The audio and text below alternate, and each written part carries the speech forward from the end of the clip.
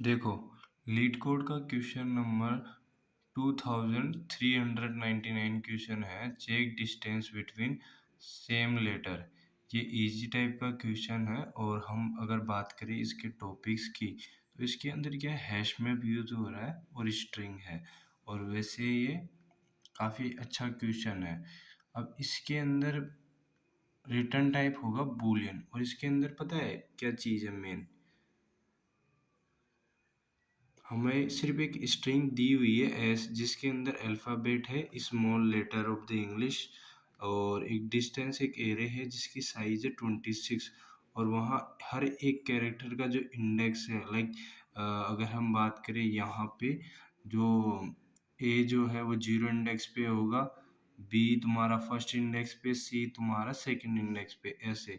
तो उन इंडेक्स में और ये ध्यान रखना कि जो स्ट्रिंग एस है इसमें एवरी कैरेक्टर या each every character is appear 2 times।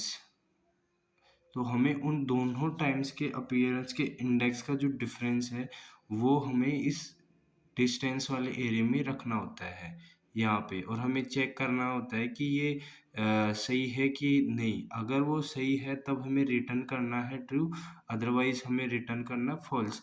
और अगर कोई कैरेक्टर इसमें नहीं है स्ट्रिंग एस में और इसमें उस इंडेक्सेस पे कुछ वैल्यूज़ है तो हम उसको इग्नोर कर सकते हैं, हमें उसको कुछ फ़र्क नहीं पड़ता।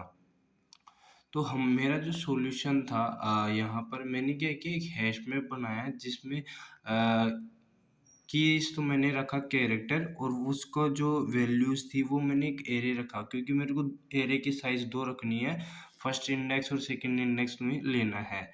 सिर्फ वैसे ही मैंने क्या किया कि every characters each every character पे लूप चला दिया स्ट्रिंग एस के ऊपर, फिर एक एक कैरेक्टर को निकाला, चेक किया, अगर वो कंटेन्स करता है तो हैश मैप के अंदर पुट कर देना, फर्स्ट इंडेक्स पे तुम्हें ith डाल देना। अगर वो हैश मैप कंटेन्स कर रहा है तब हमें उसके सेकंड इंडेक्स मतलब फर्स्ट इंडेक्स पे तुम्हें डाल देना, उसका सेकंड एलिमेंट वो हो जाएगा। फिर इसके बाद हमें क्या करना है कि जो आई जो था डिस्टेंस एरे वहाँ पे अपन को लूप चलाना है और डिस्टेंस से हर एक कैरेक्टर का इंडेक्स निकाला और उस कैरेक्टर को निकालने के बाद हैश मैप में चेक किया कि हैश मैप उस चीज़ को ले रहा है, मतलब उसके अंदर वो कीज़ है क्या। अगर वो कीज़ है और मैंने उनका डिस्टेंस निकाल लिया गेट ऑफ फर्स्ट एलिमेंट और सेकंड एलिमेंट और उनमें से -1 किया और ये तेरा एब्सोल्यूट डिफरेंस था डिस्टेंस। अब वो डिस्टेंस अगर तुम्हारे डिस्टेंस एरे ऑफ उस इंडेक्स के इक्वल नहीं है तो रिटर्न कर दो फॉल्स, अदरवाइज इस एरे के बाद में रिटर्न कर दो ट्रू। तो अगर हम बात करेंगे इसको थोड़ा करेंगे, स्पेस कॉम्प्लेक्सिटी तो वही बिग ऑफ एन है और time complexity big of N है। और हमने क्या किया जैसे इसको सबमिट कर दिए, इस बार मैंने इसको सबमिट के लिए दिया हूँ तो ये तुम्हारा 34.67% हुआ है।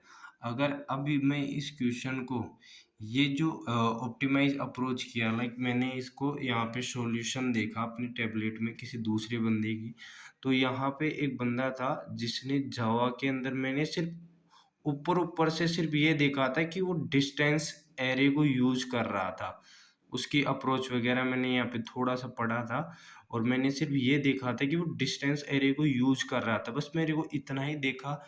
मैंने आगे कुछ नहीं सोचा, अपना वाला दिमाग लगाया और फिर मैंने ये क्वेश्चन किया।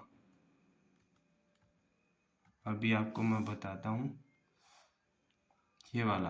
अब इसके अंदर मैंने क्या किया सिर्फ वहाँ पे चेक करना है कि एवरी कैरेक्टर मैंने स्ट्रिंग जो एस थी वहाँ पे लूप चलाया और लूप चला के हर एक कैरेक्टर को देखा, उस कैरेक्टर का इंडेक्स निकाल लिया डिस्टेंस में से और जो इंडेक्स आया उसको एक बार राइट में चेक करना, एक बार लेफ्ट में चेक किया। तो मैं यहाँ पे ट्रैकिंग रख रहा हूँ फाइंड फ्रॉम से बूलियन फॉल्स। पहले तो मैंने उसको आगे की तरफ चेक किया, नेक्स्ट इंडेक्स कैसे, क्योंकि करंट इंडेक्स में ये जो इंडेक्स था जो डिस्टेंस ऑफ पे मिल रहा था उसके अंदर +1 किया, अगर वो उसके इक्वल है तो मैंने क्या किया उस कैरेक्टर को देख लिया कि वो नेक्स्ट इंडेक्स अगर तुम्हारी करंट इंडेक्स के इक्वल है तब ट्रू कर देना। तो मैंने ऐसे उसको पहले आगे देख लिया, फिर पीछे देखा और यहाँ पे देखा कि अगर वो फाइंड फंक्शन फॉल्स है, तब रिटर्न कर दो फॉल्स, वरना अदरवाइज रिटर्न कर दो ट्रू।